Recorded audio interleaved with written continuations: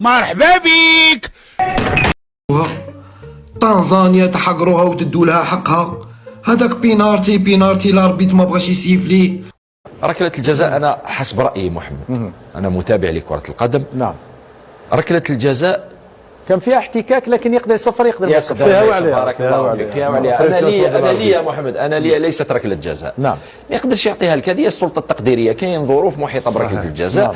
أنا شخصيا نقول لك أني نميل أكثر لأنها ماهيش ركلة جزاء. في مستشفيات تاع امراض العقليه رجعوا اللهبال تاعهم لان ما كانش الدواء باش تعطيهم ديك لا دوز كوتيديان تاعهم.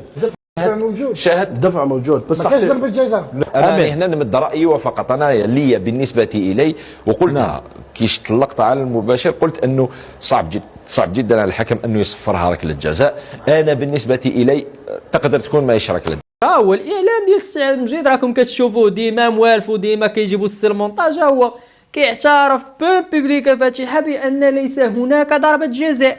واخو المنتخب تاع بلد المنظم عنده زوج احسن لاعبين في العالم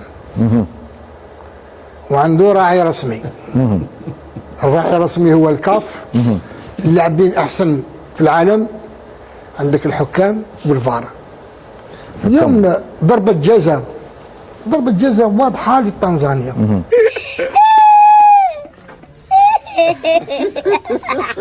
ماذا فعلت يا سيد الحكم؟ ماذا فعلت يا سيد الحكم؟ هذا إجراء ثانية من الفار. يستحق اللجنة المنظمة أن تسأله لماذا لم يتم مراجعة حالة أشرف حكيمي مع لاعب تنزانيا في منطقة الجزاء. اللعبة فيها دفع باليد، سواء كان دفع جانبي أم دفع على استقامته زي ما بنقول، لأن الدفع واضح. والآن مع المفاجأة الكبرى المجرمين. بس صوتك زوايا جايبالك من كل الزوايا.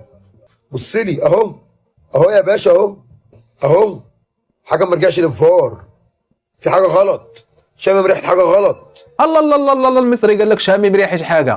الله العرب كاملين ولا خبراء في التحكيم. دابا هذا بينالتي ومني هذا بينالتي، هذا تا هو علاش ما كتهضروش عليه؟ هذا تا هو ماشي بينالتي، ما كتكتب اللبن. وهذه ديال دياز من الخلف ما كتستحقش حمراء. وهذه تا هي ديال الزلزولي تا هي ما كتستحقش حمراء، بجوج رجلين وطاكل واستهدفت الرجل ديال اللاعب تا هي ما كتستحقش حمراء. بالكم البيلانتي ديال تنزانيا ما بانش لكم، بيلانتي ديال المغرب والجوج حمراء ديال المغرب هذوك ما بانوش لكم. 80 وحالة مهمة في المباراة. الحكم يقوم بإنذار اللاعب رقم 5 من تنزانيا، ولكن في هذه الحالة اللاعب يستخدم القوة الزائدة. المسافة موجودة، السرعة موجودة، والقوة موجودة، والقرار الصحيح في هذه الحالة هو البطاقة الحمراء. يا ساتر. السنغاليين والعملية ديومانسي كاميرا يحتج على ايدينيه. شوفوا اللي عادة يا ستار.